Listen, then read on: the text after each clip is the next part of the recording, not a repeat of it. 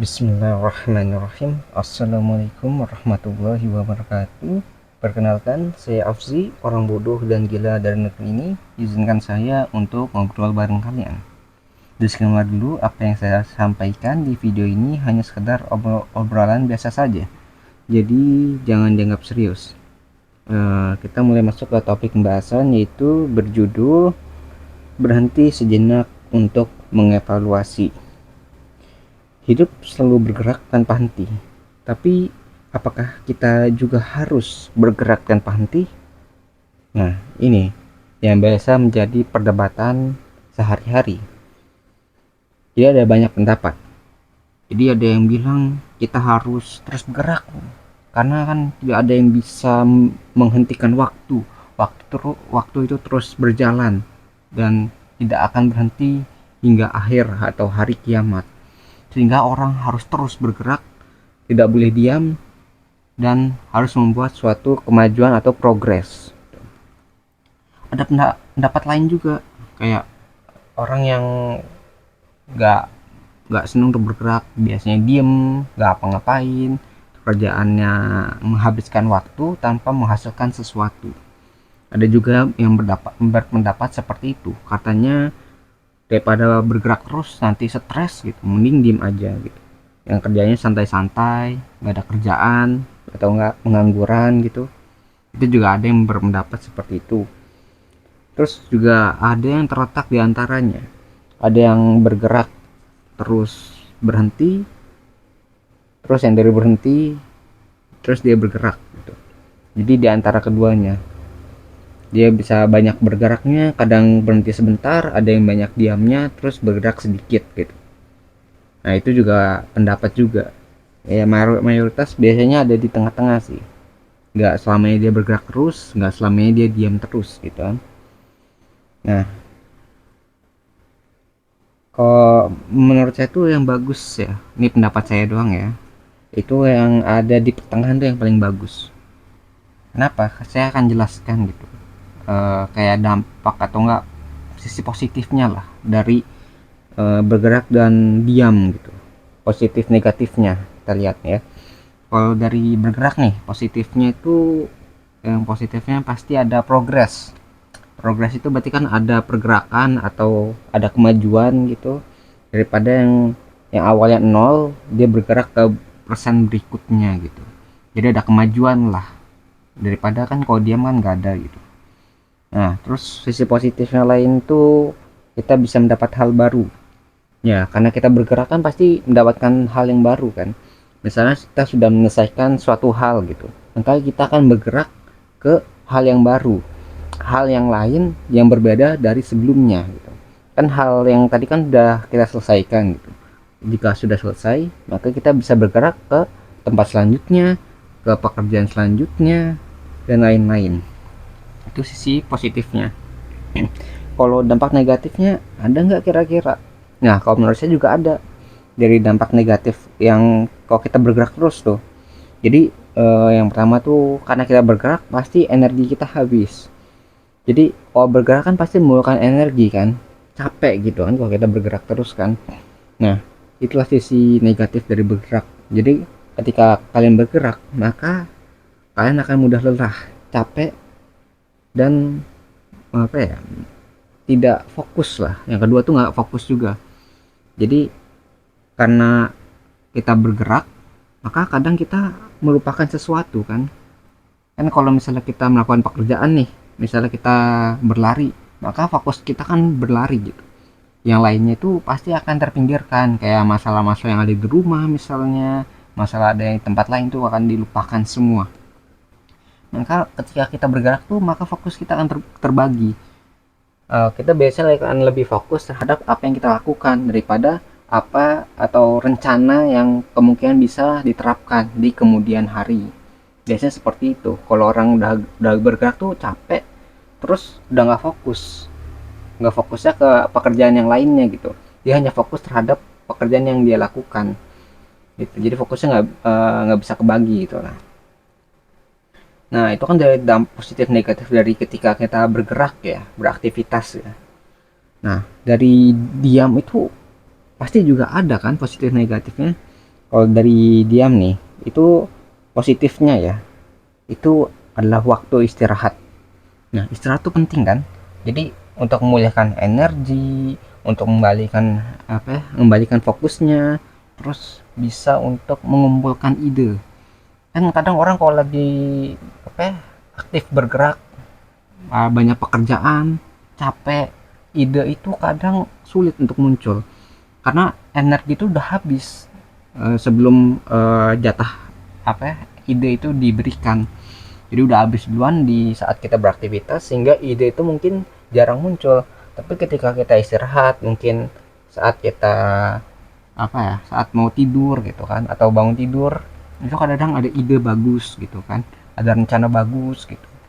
Nah, waktu istirahat itu biasanya muncul, itu positifnya. Lalu eh, biasanya waktu diam itu atau waktu istirahat tuh bagusnya lagi kita bisa membuat rencana. Kan rencana kan nggak mungkin dilakukan saat kita beraktivitas kan. Yang ada itu rencana itu sebelum melakukan aktivitas kita membuat rencana. Nah, di saat istirahat inilah atau saat diam inilah kita bisa membuat rencana lebih baik. Rencana untuk melangkah di kemudian hari. Kalau kita terus bergerak nih, gak mungkin kan kita memikir wah gimana nih besoknya gimana, terus apa yang harus dilakukan pekerjaannya. Yang ada kan kita diam dulu, kita cek dulu, oh yang ini yang belum, ini yang udah gitu kan. Diam itu kita bisa ngecek rencana ataupun membuat rencana. Lalu yang efek positifnya lagi tuh saat kita membuat rencana itu kita bisa mengevaluasi kalau rencana itu sebelum aksi dilakukan atau pekerjaan itu dilakukan, maka evaluasi itu setelah pekerjaannya dilakukan.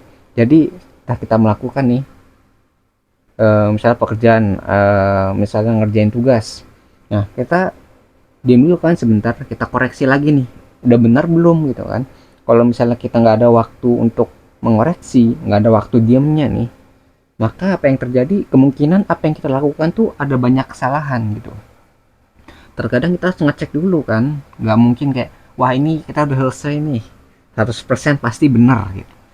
Pasti banyak orang yang bener nggak ya ini udah 100% gitu, apakah ada yang tertinggal, apakah ada yang terlewat, biasanya dicek lagi.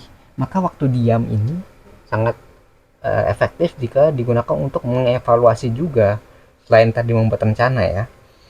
Lalu dampak lainnya itu mungkin kita bisa lebih melihat ke arah luas gitu. Kadang kalau kita bergerak cepat gitu, kita fokusnya kan tertuju pada satu tujuan gitu. Nah kalau kita diam tuh kita bisa lebih mengamati keadaan sekitar kita gitu. Itu dampak positifnya. Lalu nih dampak negatif dari ketika kita hanya diam atau waktu istirahat kita itu pastinya nggak ada progres. Nggak ada progres tuh maksud saya tuh nggak ada pergerakan. Kan kalau misalnya hanya rencana-rencana doang kan belum tentu ada hasilnya kan. Rencana banyak nih, kita punya planning A, B, C, D, tapi dari semua keseluruhan rencana nggak ada yang dilakukan. Nah kan sama aja bohong kan, hanya hayalan saja, hanya imajinasi saja yang dilakukan gitu. Apakah ada hasilnya? Ya pasti tidak ada, hanya rencana saja. Walaupun rencana itu penting, tapi eksekusi dari rencana tersebut itu juga termasuk ke dalam bagian. Jadi jangan hanya merencanakan banyak hal tapi tidak melakukan apapun. Itu bisa jadi dampak negatifnya. Lalu terkadang kalau diam itu juga bisa membuang waktu. Kadang kan kalau kita kebanyakan diamnya nih ya, kayak kebanyakan waktu tidurnya nih, yang harusnya waktu untuk latihan atau untuk belajar itu biasanya berkurang kan. Biasanya kadang orang tuh bisa ngurangin waktu tidur yang biasanya mungkin 8 jam jadi 6 jam, tapi tetap tetap aja sehat gitu, karena tidurnya benar, waktunya itu pas gitu. Kita harus tahu kapan harus berhenti, kapan harus bergerak lagi. Kadang kita tuh kebanyakan istirahat juga nggak baik juga gitu, kebanyakan main gitu, kebanyakan bercanda.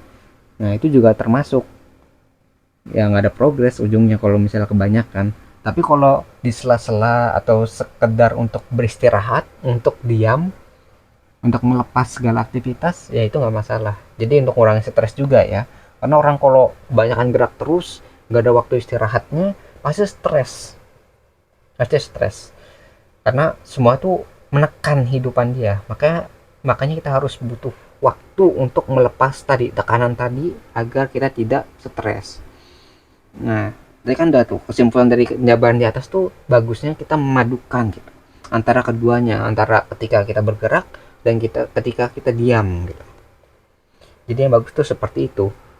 Ketika kita diam, kita tidak hanya menghabiskan waktu, tapi kita membuat rencana sebelum melakukan pekerjaan berikutnya. Ketika rencana sudah terbentuk, jangan hanya diam, tapi kita harus melaksanakan rencana-rencana tadi sedikit demi sedikit, yang penting terjalankan.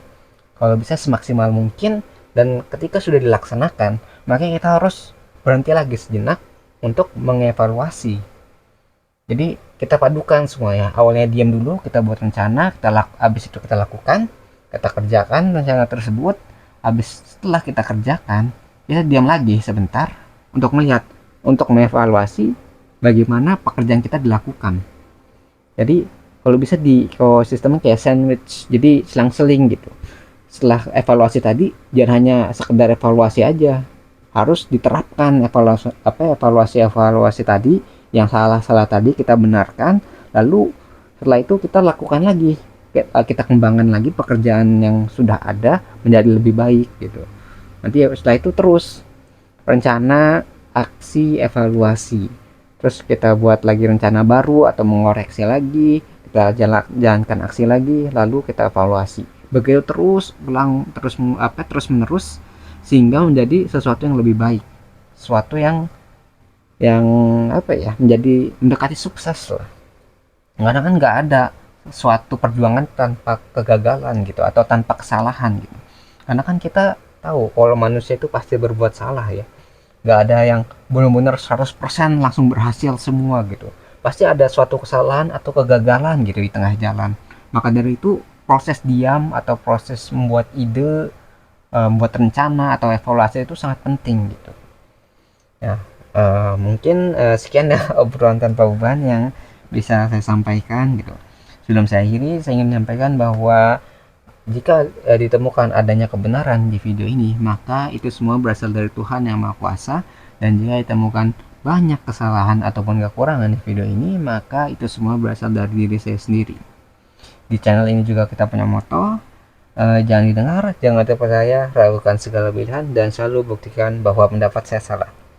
Lalu jelaskan di mana letak kesalahannya. Saya menunggu jawaban Anda, wahai orang-orang pintar dan waras di luar sana, karena orang yang bodoh dan gila ini sangat membutuhkan bantuan kalian.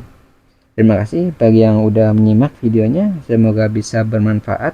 Saya akhiri dengan kalimat wassalamualaikum warahmatullahi wabarakatuh. Saya Afzi, pamit undur diri. Kita ketemu lagi di pembahasan selanjutnya, insya Allah.